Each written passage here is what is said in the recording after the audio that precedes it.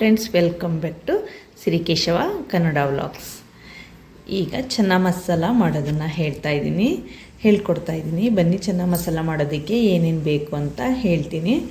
ಇಲ್ಲಿ ಸಣ್ಣಕ್ಕೆ ಒಂದು ಅರ್ಧ ಈರುಳ್ಳಿ ಹೆಚ್ಚಿಟ್ಕೊಂಡಿದ್ದೀನಿ, ಚಿಕ್ಕದಾದರೆ ಒಂದು, ದೊಡ್ಡದಾದರೆ ಅರ್ಧ. ಹಾಗೆ ಶುಂಠಿ, ಬೆಳ್ಳುಳ್ಳಿ ಸ್ವಲ್ಪ ಅಂದರೆ ಒಂದು ಅರ್ಧ ಇಂಚಷ್ಟು ಶುಂಠಿ, ಒಂದು ಅರ್ಧ ಇಂಚಷ್ಟು ಚಕ್ಕೆ, ಒಂದು 4ರಿಂದ 5 ಎಸಳಷ್ಟು ಬೆಳ್ಳುಳ್ಳಿ ಮತ್ತು ಸ್ವಲ್ಪ ಟೊಮೆಟೊ ತೊಗೊಂಡಿದ್ದೀನಿ. ಹಾಗೆ ಒಗ್ಗರಣೆಗೆ ಈರುಳ್ಳಿ ಹೆಚ್ಕೊಂಡಿದ್ದೀನಿ. ಇವಾಗ ಇದನ್ನೆಲ್ಲ ಎಣ್ಣೆಯಲ್ಲಿ ಸ್ವಲ್ಪ ಬಾಡಿಸ್ಕೊಂಡು ಆಮೇಲೆ ಇದಕ್ಕೆ ಏನೇನು ಮಸಾಲ ಹಾಕ್ತೀನಿ ಅಂತ ಹೇಳ್ತೀನಿ. ಬನ್ನಿ. ಸ್ವಲ್ಪ ಎಣ್ಣೆ ಹಾಕ್ಕೊಂಡಿದ್ದೀನಿ ಬಾಣಲಿಗೆ. ಇವಾಗ ಈರುಳ್ಳಿನ ಹಾಕೋತಾ ಇದ್ದೀನಿ. ಈರುಳ್ಳಿ ಹಾಕ್ಕೊಂಡಿದ್ದೀನಿ. ಸ್ವಲ್ಪ ಎಣ್ಣೆ ಹಾಕಿ ಈರುಳ್ಳಿ ಮತ್ತು ಬೆಳ್ಳುಳ್ಳಿ, ಶುಂಠಿ, ಚಕ್ಕೆ, ಲವಂಗ ಎಲ್ಲ ಒಟ್ಟಿಗೆ ಹಾಕ್ಕೊಂಡು ಇವಾಗ ಸ್ವಲ್ಪ ಎಣ್ಣೆಯಲ್ಲಿ ಬಾಡಿಸ್ಕೋಬೇಕು.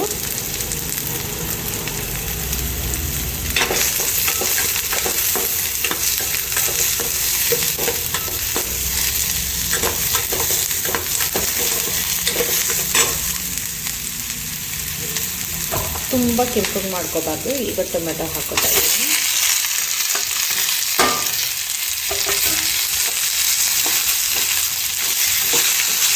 ಇಷ್ಟನ್ನು ಒಟ್ಟಿಗೆ ಹಾಕಿ ಬೇಯಿಸಿ ಆಮೇಲೆ ಇದನ್ನು ಪೇಸ್ಟ್ ಮಾಡ್ಕೋಬೇಕು.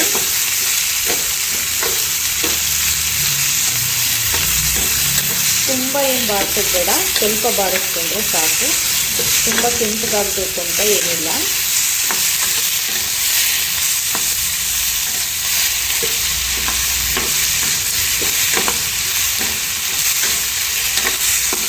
ಇದಕ್ಕೆ ಇವಾಗ ಮಸಾಲೆಗಳು ಹಾಕೋತೀನಿ, ತೋರಿಸ್ತೀನಿ ಅದನ್ನು ಕೂಡ.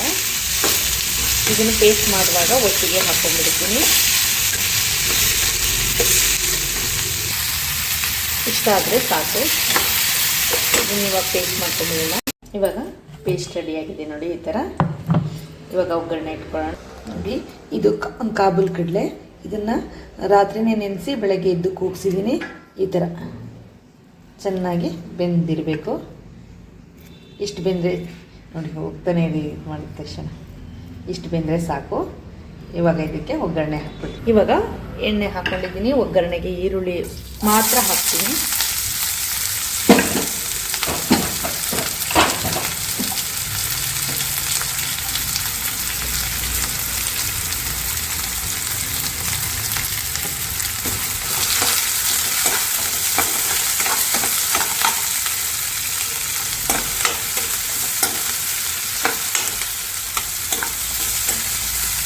ಚೆನ್ನಾಗಾಗಲಿ ಈರುಳ್ಳಿ.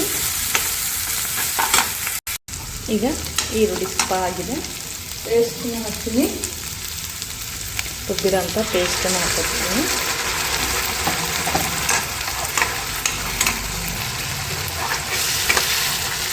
ಈಗ ರುಬ್ಬಿರೋಂಥ ಪೇಸ್ಟ್ ಹಾಕ್ಕೊಂಡಿದ್ದೀನಿ.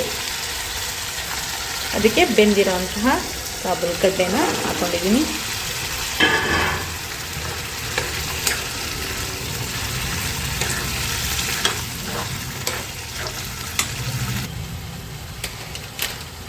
ಈಗ ಸ್ವಲ್ಪ ಖಾರದ ಪುಡಿ, 1 ಟೀ ಸ್ಪೂನಷ್ಟು ಖಾರದ ಪುಡಿ ಹಾಕೋತಾ ಇದ್ದೀನಿ.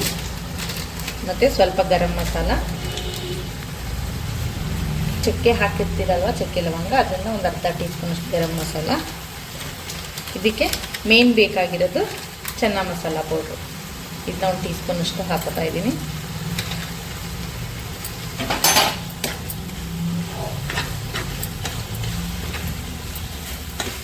ಇವಾಗ ಗಟ್ಟಿ ಇದೆ ಅಲ್ವಾ, ತುಂಬ ಗಟ್ಟಿ ಐತಲ್ವಾ, ಅದಕ್ಕೆ ನಿಮಗೆ ಎಷ್ಟು ಗಟ್ಟಿ ಬೇಕು ಅಥವಾ ತೆಳು ಬೇಕೋ ನೋಡಿ ನೀರನ್ನು ಹಾಕೊಳ್ಳಿ.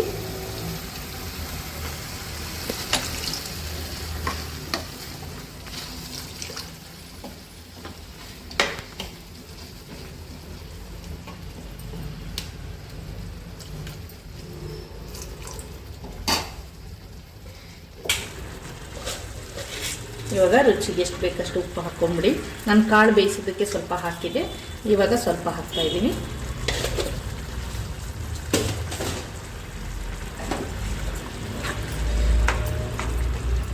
ಈಗ ಸ್ವಲ್ಪ ಕಸ್ತೂರಿ ಮೇಥಿ ಹಾಕ್ಕೊಳ್ತೀನಿ.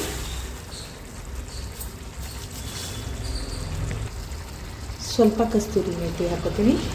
ಇವಾಗ ಒಂದು 5 ನಿಮಿಷ ಕ್ಲೋಸ್ ಮಾಡಿಬಿಡೋಣ. ನೋಡಿ ಈಗ ರೆಡಿಯಾಗಿದೆ. ಈಗ ಇದಕ್ಕೆ ಸ್ವಲ್ಪ ಕೊನೆಯದಾಗಿ ಕೊತ್ತಂಬರಿ ಸೊಪ್ಪು ಹಾಕ್ಕೊಂಡ್ಬಿಟ್ರೆ ಚೆನ್ನ ಮಸಾಲ ರೆಡಿಯಾಗಿರುತ್ತೆ.